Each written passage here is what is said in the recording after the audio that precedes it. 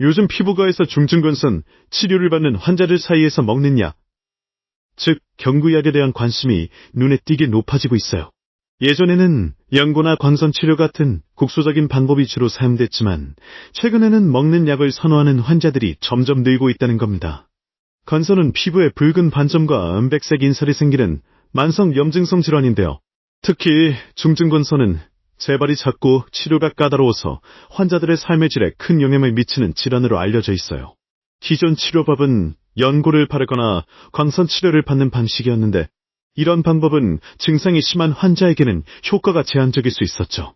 게다가 치료 시간이 오래 걸리고 생활에 불편함을 주는 경우도 많았어요. 그런데 최근에는 먹는 약, 특히 생물학적 제제나 경구용 치료제가 빠른 증상 개선과 편의 성면에서 주목받고 있습니다. 환자들이 병원에 자주 가지 않아도 되고 복용만으로도 증상이 눈에 띄게 좋아지는 경우가 많다고 해요. 특히 경구용 생물학적 제제는 주사제보다 심리적 부담이 적고 복용이 간편하다는 점에서 환자들의 만족도가 높습니다. 일부 약은 건강보험적용도 가능해서 경제적인 부담도 덜 수 있다는 점이 큰 장점으로 작용하고 있어요. 피부과 전문의들은 이러한 변화에 대해 긍정적으로 평가하고 있습니다.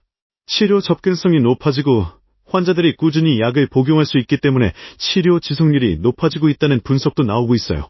하지만 먹는 약이라고 해서 무조건 좋은 건 아니에요. 장기 복용 시간 기능이나 신장 기능에 영향을 줄 수 있기 때문에 정기적인 검사와 생활습관 개선이 반드시 병행되어야 합니다. 예를 들어 음주나 흡연은 약물 효과를 떨어뜨릴 수 있고 무리한 운동이나 스트레스도 증상 악화의 원인이 될 수 있어요.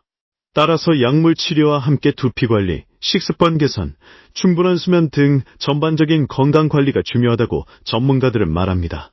환자들 사이에서도 먹는 약에 대한 반응은 매우 긍정적이에요. 과거에는 주사제나 광선 치료에 대한 거부감이 있었지만 먹는 약은 심리적 저항감이 적고 일상생활 속에서 자연스럽게 치료를 이어갈 수 있다는 점에서 치료 지속률이 높아지고 있다는 분석이 나오고 있어요. 실제로 중증건선 환자 중 많은 이들이 먹는 약을 복용한 후 피부 상태가 눈에 띄게 개선됐다고 말합니다.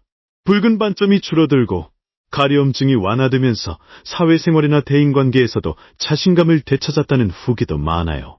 물론 모든 환자에게 먹는 약이 적합한 건 아니기 때문에 피부과 전문의와의 상담을 통해 자신에게 맞는 치료법을 찾는 것이 가장 중요합니다. 최근에는 다양한 종류의 경구약이 개발되고 있어서 환자의 상태에 따라 맞춤형 치료가 가능해졌다는 점도 주목할 만해요. 약물의 종류에 따라 작용 기전이나 부작용이 다르기 때문에 전문의의 판단에 따라 적절한 약을 선택하는 것이 필요합니다. 또한 먹는 약을 복용하면서도 피부 상태를 꾸준히 관찰하고 필요할 경우 다른 치료법과 병행하는 것도 좋은 방법이에요. 예를 들어 먹는 약으로 증상이 어느 정도 개선된 후에는 광선 치료나 연고, 치료를 병행하면서 피부 상태를 안정적으로 유지하는 방식도 많이 사용되고 있어요. 이처럼 중증건선 치료는 단순히 약을 복용하는 것만으로 끝나는 게 아니라 환자의 생활습관, 피부 상태, 치료 반응 등을 종합적으로 고려해야 장기적으로 효과적인 치료가 가능하다는 점을 기억해야 합니다. 건선은 단순한 피부 질환이 아니라 면역 체계와 관련된 복합적인 질환이기 때문에 꾸준한 관리와 전문적인 치료가 필수적이에요. 먹는 약이 중증건선 치료의 새로운 대안으로 떠오르고 있는 지금, 환자들이 보다 편리하고 효과적인 치료를 받을 수 있도록 의료진과의 소통, 생활습관 개선, 꾸준한 관리가 함께 이루어져야 합니다. 앞으로도 더 많은 치료 옵션이 개발되어 건선 환자들이 보다 나은 삶을 살아갈 수 있기를 기대해봅니다. 오늘 영상이 도움이 되셨다면 구독과 좋아요 부탁드릴게요. 감사합니다.